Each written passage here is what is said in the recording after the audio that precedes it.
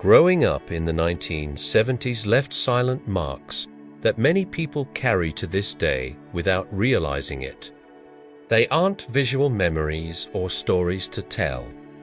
They are mental habits, automatic reactions, ways of dealing with the world that have become so naturally ingrained that they seem like just the way we are.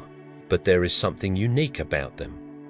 These small behaviors reveal a generation that has learned to value durability, autonomy, and emotional discretion. These are people who grew up with less haste, more silence, and a different relationship with time.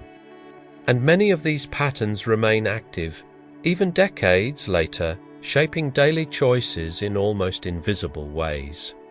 If you grew up in that era, you might recognize some of these habits in yourself. And if you didn't, you might identify them in someone close to you. The interesting thing is not to judge whether they are good or bad, but simply to realize that they exist. Because when you notice a pattern for the first time, it ceases to be automatic and begins to make sense. If anything in this topic sounds familiar to you, please share it in the comments. This is a quiet space for reflection and identification. You wait for the phone to ring before answering, even when it's in your hand. There's something curious that happens to those who grew up in the 1970s. Even knowing that a call is coming, there's a mental pause before answering. It's not anxiety or disinterest. It's a remnant from when phones rang loudly, interrupting the whole house, and you needed a second to mentally prepare yourself. Answering was an event, not an automatic gesture. Today, even with their cell phone vibrating in their pocket, many people still feel that slight hesitation, as if the mind needs that pause to enter conversation mode. It's an internal formality that no longer makes practical sense, but remains active, because back then, answering meant stopping everything you were doing and dedicating yourself completely to that moment. This habit reveals something interesting, a relationship with communication that valued total presence. There was no way to answer while doing something else. You had body-en-main. Anti-idéal if preparing to speak still resonates in small everyday gestures, even when technology no longer demands it. When you recognize this pattern, it stops being strange and starts to make sense as part of a different emotional education. A way of dealing with interruptions that was learned in a time when everything was a little more deliberate. And there's nothing wrong with that. It's just a trait that connects you to a specific learning period. You still save things for a special occasion that never comes. There's a drawer, a cupboard, or a shelf where you keep objects that you consider too special for everyday use. It could be beautiful dishes, a favorite piece of clothing, an expensive perfume, or even a blank notebook. The idea is always the same. I'll save it for an important moment. But that moment rarely comes, and the objects remain there, untouched, waiting. This behavior stems from a time when things were made to last, but were also harder to replace. In the 1970s, when something was good, you preserved it. Not out of accumulation, but out of respect for its value. Using too much meant spending, and spending some come back, so you kept it. And this logic became ingrained as a preservation instinct. The curious thing is that, even today, with easier access to almost everything, the impulse remains. You look at that object and feel that using it every day would be a waste, as if the everyday didn't deserve best. And so estoy, tecto, almost sacred. Not because you don't like it, but precisely because you like it too much to risk losing it. When you notice this pattern, it reveals something beautiful, a way of valuing things that was learned in times of less abundance. It's not about being controlling or detached. It's about having learned that good things deserve care. And even though the world has changed, this silent respect for what is valuable remains present in small gestures of preservation. You feel genuine discomfort when someone shows up unannounced, but you can't bring yourself to say so. When someone knocks on the door unannounced, there's an immediate internal reaction. It's not anger or rejection. It's a silent discomfort, a feeling that something is out of place. The house isn't ready, you aren't ready, and now you need to mentally reorganize everything in seconds. But you open the door, smile, and greet the person as if everything is fine. In the 1970s, visits were planned. People would call ahead, arrange a time, and this gave them time to tidy up the house and prepare themselves emotionally. Receiving someone was an event that required preparation. Showing up unannounced was considered intrusive, even among close friends. And those who grew up with this logic learned that personal space has its own invisible rules of respect. The problem is that saying, "I didn't like that you showed up unannounced," sounds rude, cold, and inappropriate. So you say nothing. You just feel the discomfort, disguise it politely, and then keep ruminating on that feeling of having been caught off guard. It's as if there's an emotional boundary that's been crossed, but you don't have social permission to defend it. This pattern reveals something important, a legitimate need for control over one's own space and time. It's not exaggeration or coldness. It's simply a way of functioning that was shaped in an era where boundaries were clearer and more respected. And recognizing this helps to understand that the discomfort is not your fault, but part of how you learn to value your own privacy. If you've noticed this pattern in yourself or someone close to you, right, this makes sense.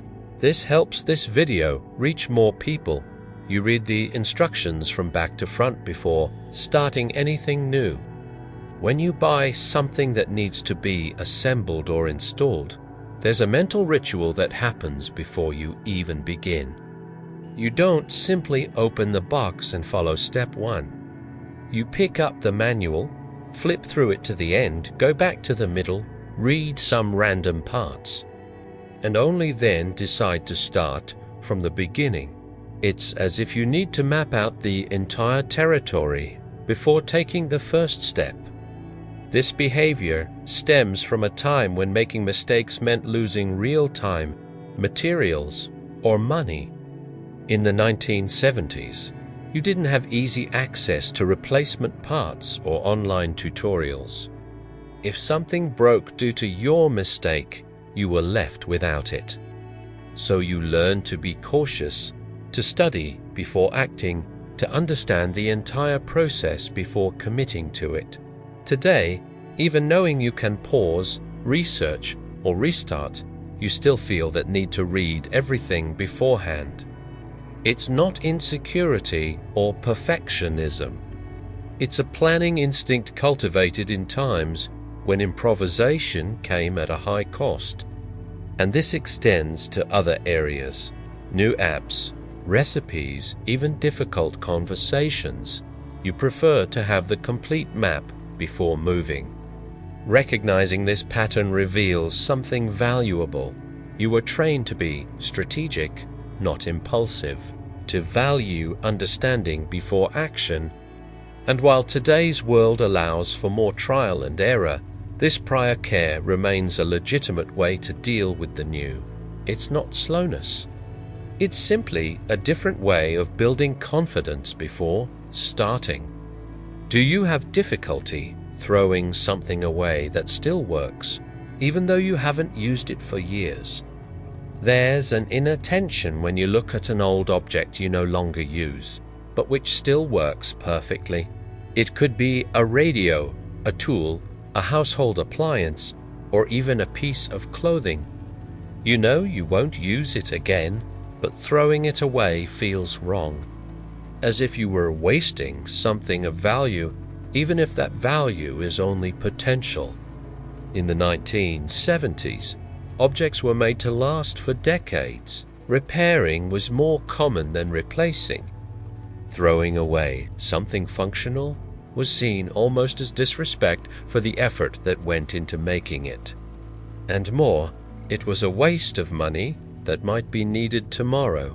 So you kept, maintained, preserved.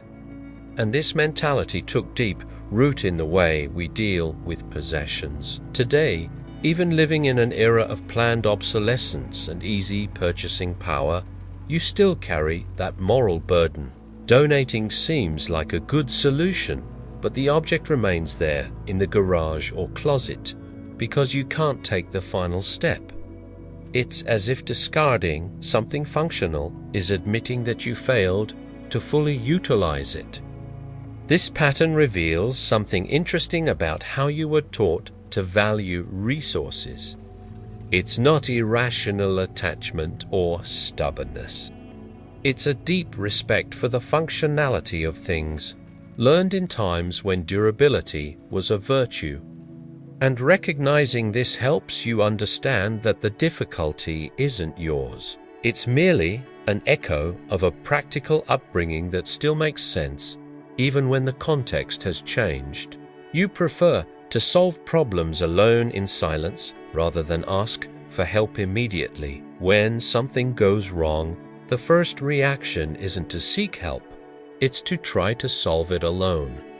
You experiment, discreetly research, test possibilities, and only after exhausting your own attempts do you consider asking for support.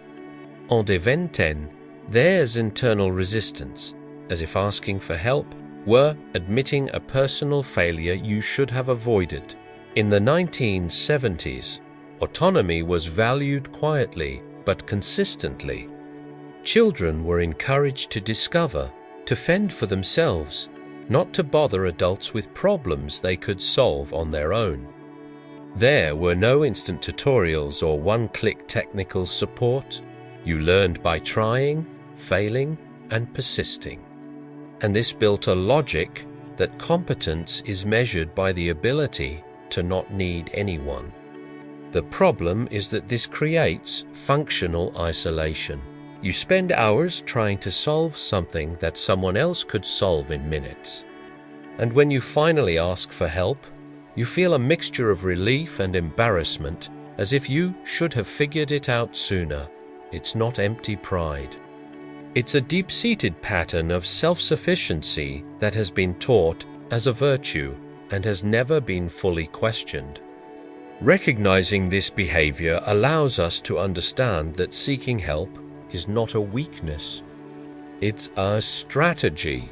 But for those who have learned that being competent means managing on their own, changing this internal logic takes time. And there's nothing wrong with still carrying some of that resistance. It speaks to a generation that was taught to trust themselves first, and that has its own value. You feel an inexplicable guilt when you're sitting around doing nothing productive. There are times when you're just sitting, resting, doing absolutely nothing.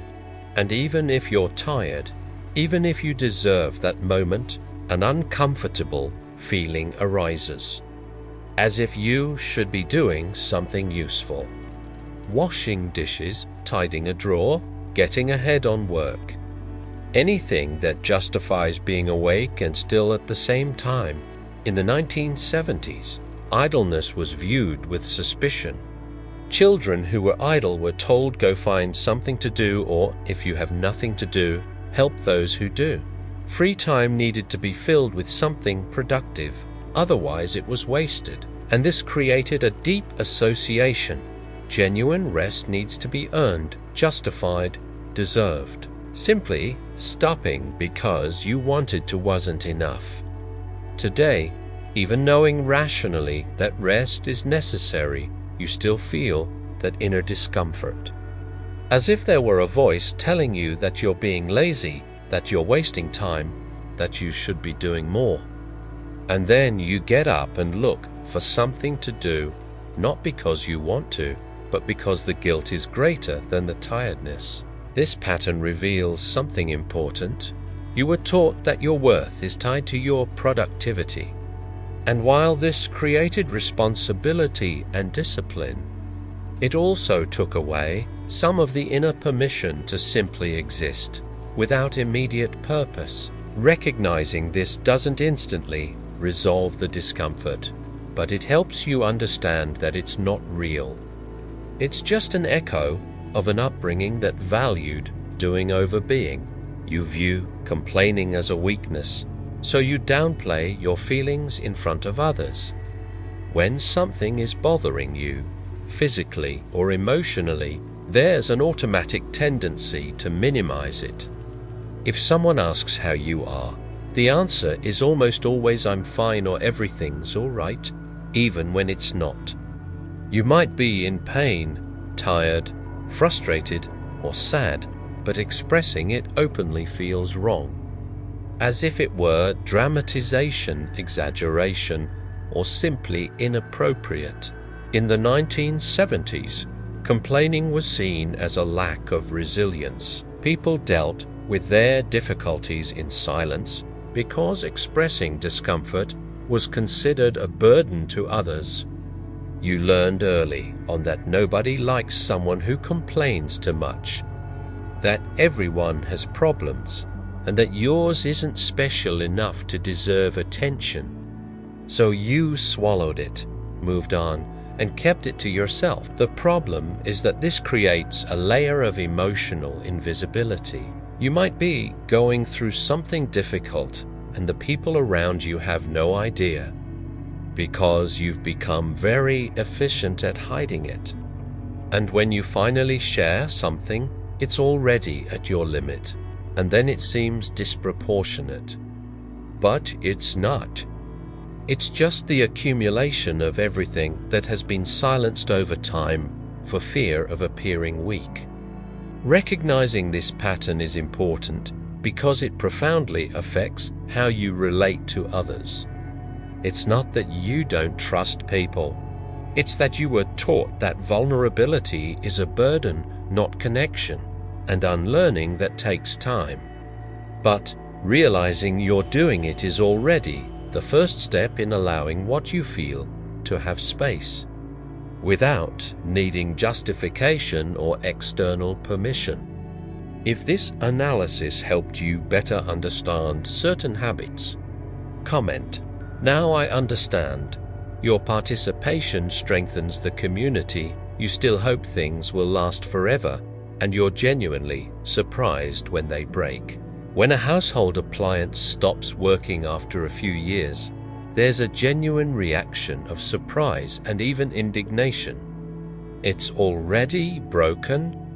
But I bought it recently, even knowing rationally that modern products have a limited lifespan.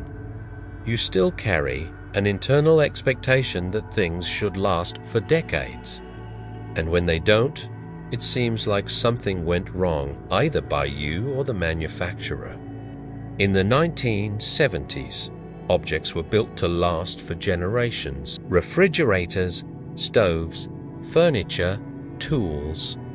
Everything was heavy, robust, repairable.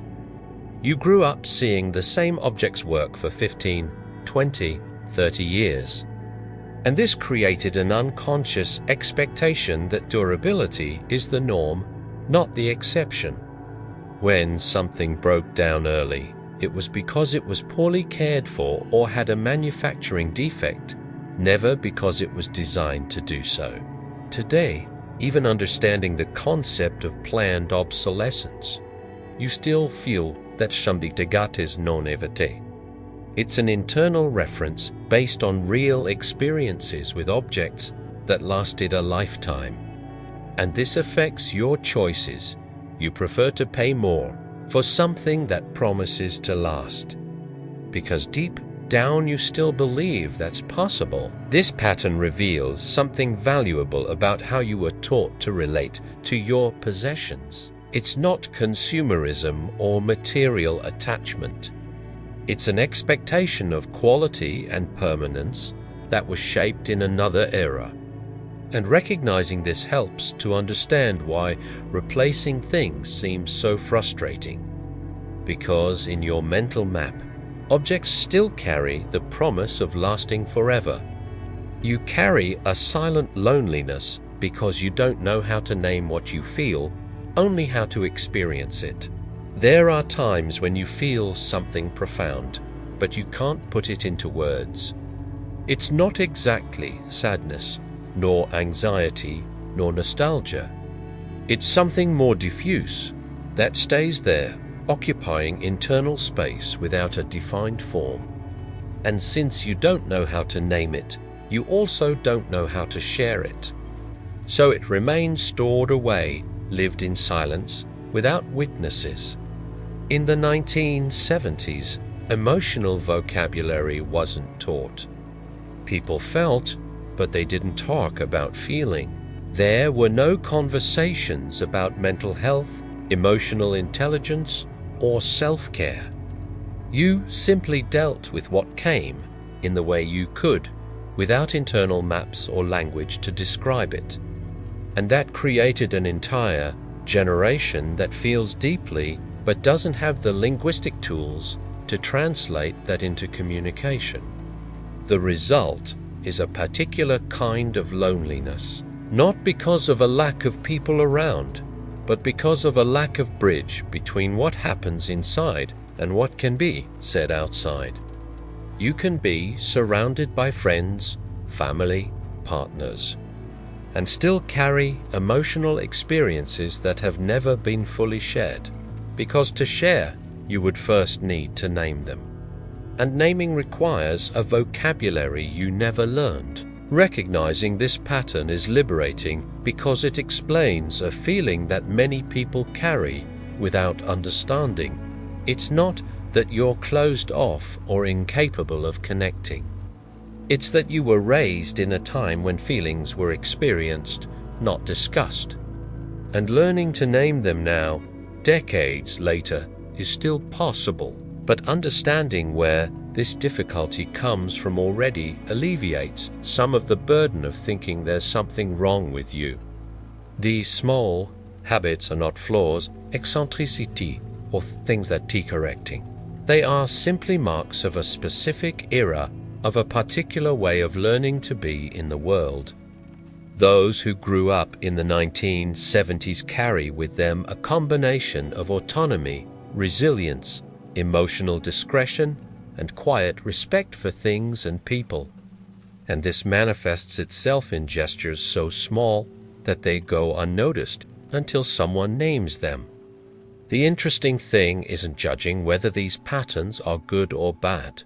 It's simply realizing that they exist, that they make sense within a context, and that they connect you to millions of other people who have been shaped in the same way.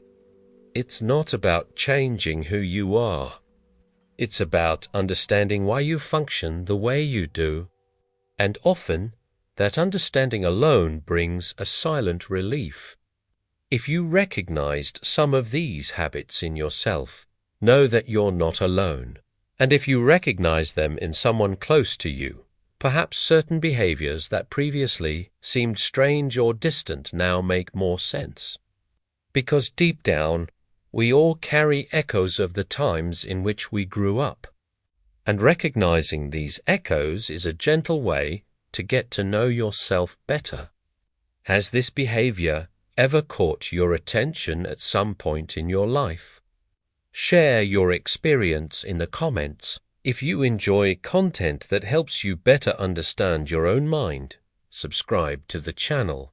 Here we explore common mental habits in a clear and human way.